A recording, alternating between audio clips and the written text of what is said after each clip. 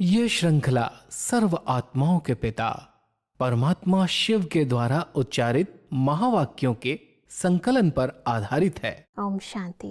Godlywood studio द्वारा प्रस्तुत अमूल्य रत्न में आप सभी का हार्दिक स्वागत है।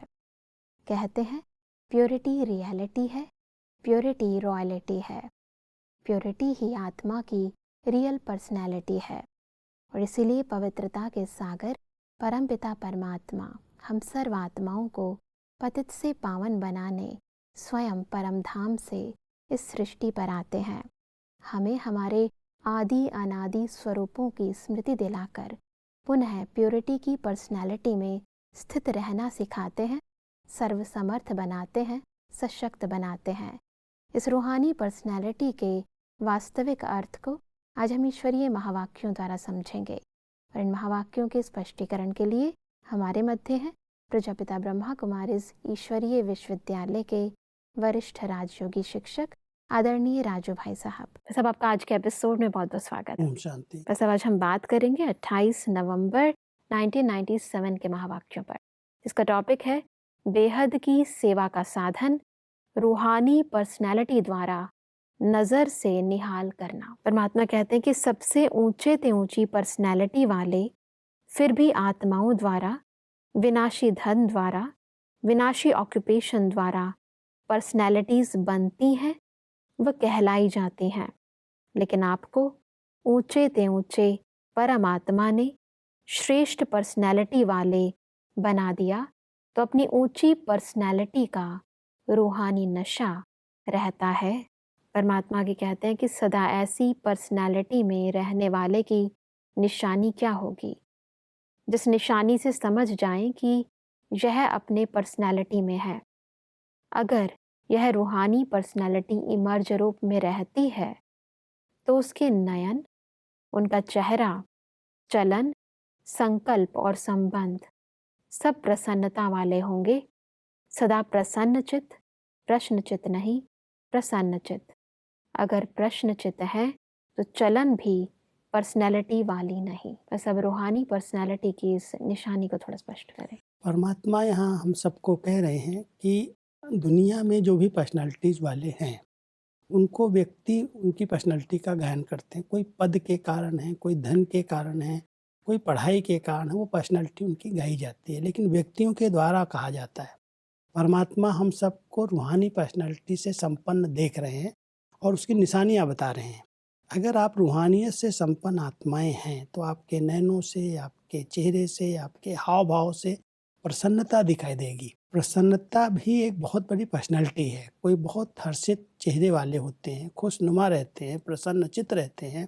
तो परमात्मा कहता है प्रसन्नचित आत्माओं की पर्सनैलिटी अन्य आत्माओं को आकर्षित करती है। उनके मन में अगर कोई प्रश्न नहीं है, कोई क्वेश्चंस नहीं है, प्रश्नों में उलझते नहीं हैं और रूहानियत में रहते हैं, तो प्रसन्नता की पर्सनालिटी बन जाती है। तो आप बच्चे प्रसन्नता की पर्सनालिटी वाली आत्माएं हो, जो आपके नैनों से, आपके चेहरे से, आपके हाव भाव से लोगों को प्रसन्नता अथवा खुशी की अनुभूति होती है। जी, परमात्मा कहते हैं कि कुछ भी हो जाए, पर्सनैलिटी वाले की प्रसन्नता छिप नहीं सकती, मर्ज नहीं हो सकती। प्रसन्नचित आत्मा, कोई कैसी भी आत्मा परेशान हो, अशांत हो, उसको अपने प्रसन्नता की नज़र से प्रसन्न कर देगी।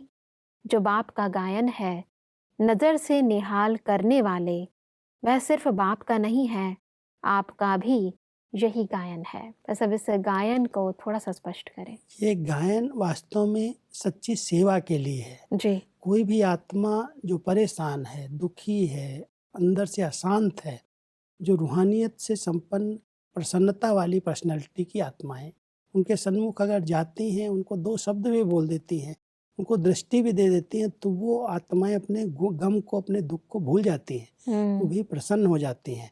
तो परमात्मा कह रहे हैं कि ये केवल परमात्मा के द्वारा ही आत्माएं नहीं प्रसन्न हो रही हैं, लेकिन आपकी नज़र से भी कई आत्माएं निहाल हो रही हैं। उनकी भी जो अंदर की दुख की, अशांति की परेशानियां हैं, वो दूर हो रही हैं।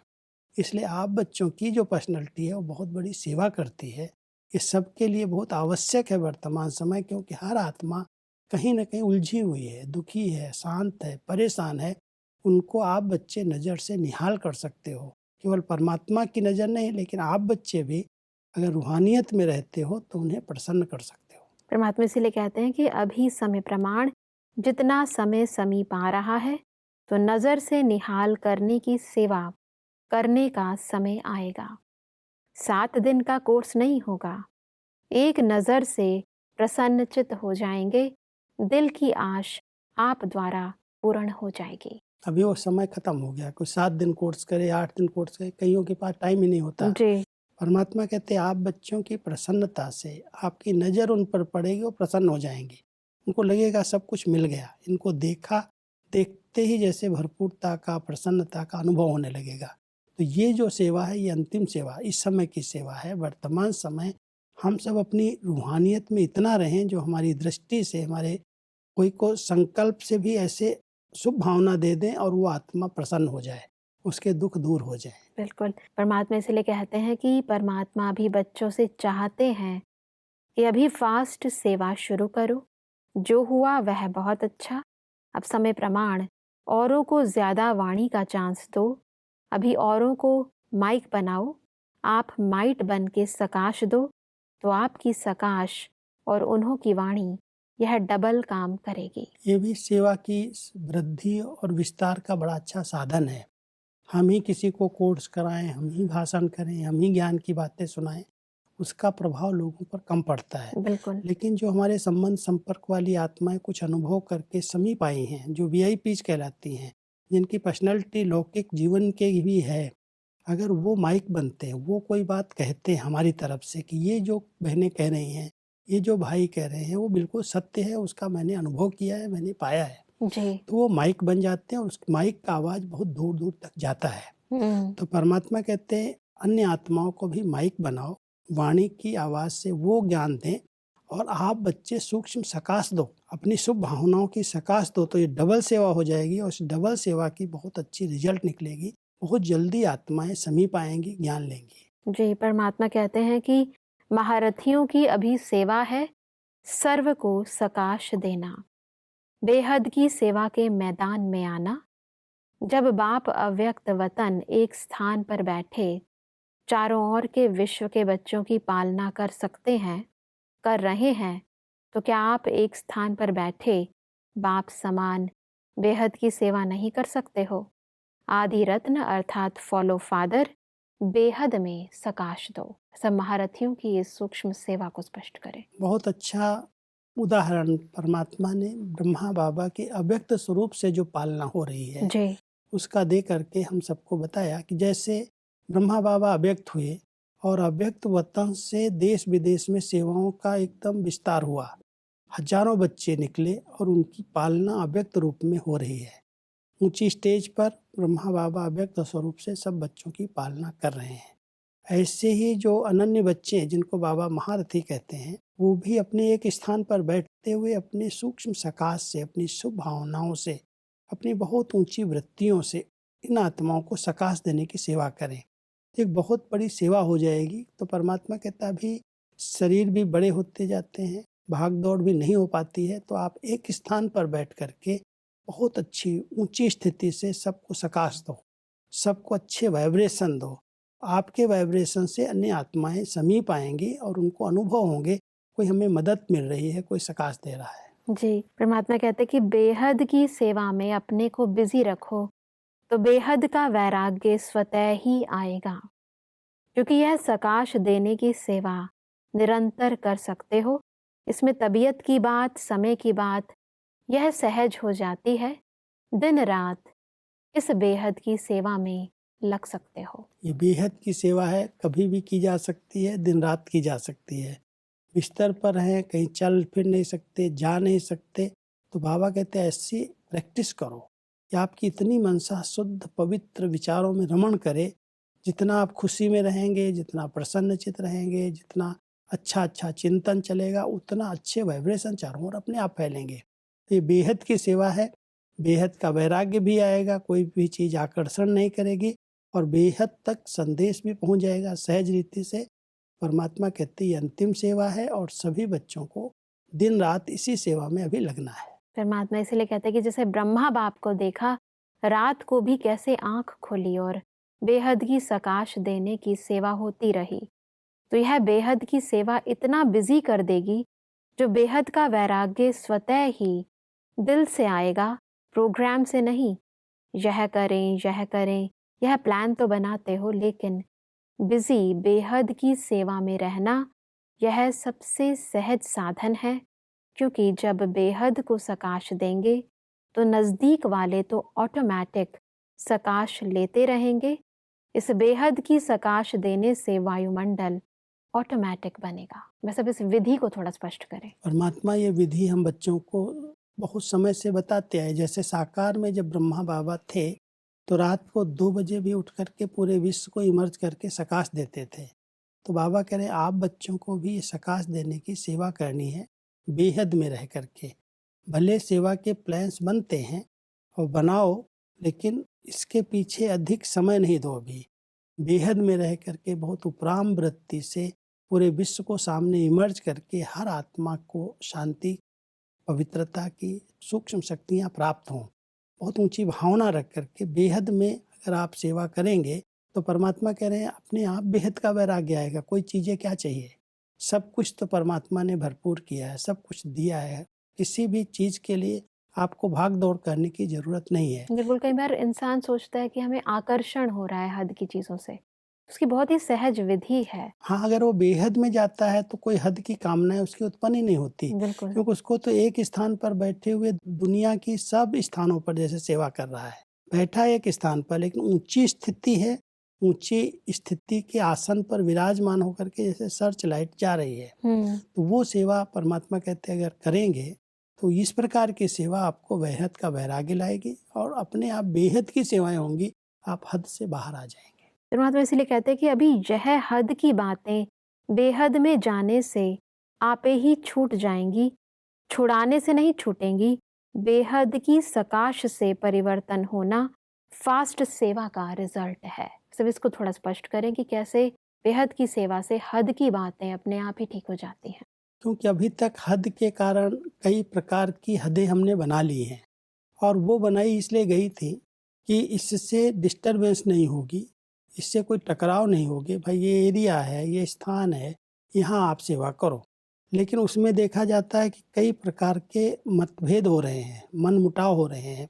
इसलिए परमात्मा कहते हैं वाणी की सेवा में तो कई रुकावटें, कई विघ्न आ रहे हैं। अगर आप बेहद में आकर के अपनी मनसा शुद्ध भावनाओं से सकाश देने की सेवा करेंगे तो ये जो हदें हैं वो अपने आप समाप्त हो जाएंगी। बिल्कुल। क्योंकि इस हदों में हम नहीं जा रहे हैं कि यहाँ तक सेवा कर रहे हैं, इस एरिया की कर रहे हैं, इस स्थान की कर रहे हैं। ज्ञान सूर्य की जैसे किरणें चारों तरफ फैल रही हैं। अब सूर्य कोई हद में लाइट नहीं दे रहा है, सूर्य की किरणें कोई एक स्थान पर नहीं जा रही, वो बेहद में जा रही हैं। बिल्कुल। और जो जितना कोई दीवार नहीं होनी चाहिए, अपने आप वो शक्तियाँ, वो सकाश उस तक पहुँच जाएगी। तो हम सब बेहद में रह करके, ऊंची स्टेज पर रह करके ये सेवा करेंगे तो हद की जितनी भी रुकावटें हैं वो अपने आप खत्म हो जाएंगी। परमात्मा कहते हैं कि अभी हर श्रेष्ठ ब्राह्मण आत्मा को देखे और आत्मा में यानी ब्राह्मण में ब्रह्मा बाप को देखे। यह है सेवा का फास्ट साधन। क्या ब्रह्मा बाप ने आपको कोर्स कराया? कोर्स के पीछे किया, लेकिन देखा और हो गए। तो जैसे ब्रह्मा बाप में बाप समाया हुआ था, इसलिए मेहनत नहीं लगी, ऐसे आप सभी भी परमात्मा को अपने में समाते हुए नजर से निहाल करो। ये भी एक बहुत अच्छा साधन है जी। कि लोग देख हमें रहे हैं, लेकिन बाबा ने हमें ऐसा बनाया है तो हमारी सीरत जैसे बाबा समान हो गई। शुरू में जब सेवाएं हुई तो ब्रह्मा बाबा के अंदर शिव बाबा थे और उसकी शक्ति से, उसकी सकाश से आत्माएं समीप आ गई। अब बाबा कह रहे हैं बच्चे अंत समय में भी ऐसी सेवा करो कि आपके द्वारा जैसे बाबा दिखाई देने लगे। ऐसी उनकी स्मृति में रहो, उनको साथ रख करके कंबाइंड होकर के सेवा करो तो आपकी सेवा का प्रभाव निकलेगा। आप नहीं कर रहे हो, कराने वाला करा रहा है। तो बाबा को अपने में समा करके, उनके समान स्थिति में बैठ करके फिर ही मनसा सेवा करो तो अनेक आत्माएं समीप आएंगी और उनको अच्छे अच्छे अनुभव होंगे। उनको लगेगा कि ये आत्मा नहीं है, इसके द्वारा तो बाबा मुझे बात कर रहे हैं, वो मुझे सिखा रहे हैं। परमात्मा इसलिए कहते हैं कि आपकी पर्सनैलिटी अपना बना दे। ब्रह्मा बाप की भी पर्सनैलिटी थी ना, चाहे सूरत की चाहे सीरत की, लेकिन पर्सनालिटी थी, तब आकर्षित हुए तो फॉलो फादर। आगे बढ़ते हैं तो परमात्मा कहते हैं कि अब बेहद के सेवाधारी बनो, समय बेहद की सेवा में लगाओ। बेहद की सेवा में समय लगाने से समस्या सहज ही भाग जाएगी, क्योंकि चाहे अज्ञानी आत्माएं हैं चाहे ब्राह्मण आत्माएं हैं, लेकिन अगर समस्या में समय लगाते हैं, वह दूसरे का समय लेते हैं, तो सिद्ध है कि वह कमज़ोर आत्माएं हैं, अपनी शक्ति नहीं है। कई बार ऐसी कमज़ोर आत्माएं हैं, खुद भी अपना समय शक्तियां अपने प्रति खर्च करते थे। कोई एक संस्कार है, उससे युद्ध करते हैं, समय जा रहा है, योग नहीं लग रहा है, और कई बार अपनी ऐसी प्रॉब्लम्स क्रिएट कर लेते हैं जो दूसरों का, अपने बड़ों का, महारथियों का भी समय लेते हैं, उनका भी समय नष्ट करते हैं। जी। तो परमात्मा कहते हैं अभी इन हाथों से निकल करके बेहद में आ जाओ। तो ये जो समय आपका जा रहा है अपने प्रति, अपने कारण दूसरों का, ये सब समस्याएं अपने आप समाधान हो जाए। जहाँ हदें हैं वहीं समस्याओं को जन्म मिलता है, बिल्कुल। और जहाँ हम बेहद में चले जाते हैं, सब बाबा का है, उसका कार्य है, उसको इतना बड़ा परिवर्तन का कार्य करना ही है। लेकिन अगर मैंने अपनी सेवा समझ ली, हदें बना ली, मेरेपन की हदों में आ गए, तो हदें ही समस्याओं को जन्म देती हैं, कई प्रकार के विघ्न आते हैं, तेरे मेरे की भाषा उत्पन्न होती। और जब हम बेहद में रहते हैं तो अपने आप रूहानी सेवा ऑटोमेटिक होती रहती है, विश्व कल्याण की सेवा के हम निमित्त बन जाते हैं। परमात्मा इसलिए कहते हैं कि समस्या के वश आत्माएं चाहे ब्राह्मण भी हैं लेकिन कमज़ोर हैं, शक्ति नहीं है, तो वह कहाँ से शक्ति लाएं? बाप से डायरेक्ट शक्ति ले नहीं सकता, क्योंकि कमज़ोर आत्मा है। तो क्या करेंगे? कमज़ोर आत्मा को दूसरे कोई का ब्लड देकर ताकत मिलाते हैं, कोई शक्तिशाली इंजेक्शन देकर ताकत मिलाते हैं। तो आप सब में शक्तियाँ हैं, तो शक्ति का सहयोग दो, गुण का सहयोग दो, उन्हों में है ही नहीं, अपना दो। पर सब ये ईश्वरीय सेवा करने की विधि परमात्मा जो हमें समझा रहे हैं, इसे थोड़ा स्पष्ट करें। परमात्मा हम सबको कह रहे हैं कि जो आपका ये परिवार है, ब्राह्मण परिवार जिसको हम कहते हैं, इसमें हर एक आत्मा तो शक्ति संपन्न नहीं है। कई आत्माएं हैं जो कई संस्कारों के कारण कमज़ोर हैं, दूसरों की मदद की उनको ज़रूरत है, और वो डायरेक्ट परमात्मा से नहीं ले सकते। वहाँ तक पहुँचने के लिए बहुत हिम्मत चाहिए, मदद की ज़रूरत पड़ती है उनको। इसलिए परमात्मा कहते हैं जैसे कोई कमज़ोर होता है, शरीर से कमज़ोर होता है, तो उसको ब्लड देना होता है। ब्लड दे करके या शक्तिशाली इंजेक्शन दे करके उसको खड़ा कर देते हैं। जी। ऐसे ही अगर ब्राह्मण परिवार में भी कोई कमज़ोर हैं, कोई ऐसे पुरुषार्थी हैं, उनको सहयोग की ज़रूरत है, तो आप बच्चे उनको अपना सहयोग दे करके उनको आगे बढ़ा दो, उमंग उत्साह में ले आओ। कमजोरी के कारण वो ऐसा नहीं बाप से भी न ले सकें और आपसे भी न ले सकें, तो आप बच्चे जितना हो सके निमित्त बन करके कमज़ोर आत्माओं को भी साथी सहयोगी बना करके आगे बढ़ाओ। उनकी कमजोरियों का वर्णन नहीं करो, ऐसे कमज़ोर को कमज़ोर कह करके और गिराओ नहीं, कमजोरी देख करके उनको सहयोग दे करके उनको शक्तिशाली बना दो। बिल्कुल भाई साहब, आज हमने अपनी रूहानी पर्सनैलिटी से कैसे हम विश्व सेवाधारी बन सकते हैं, उस विधि को यथार्थ रूप से समझा। स्पष्टीकरण के लिए आपका बहुत बहुत धन्यवाद।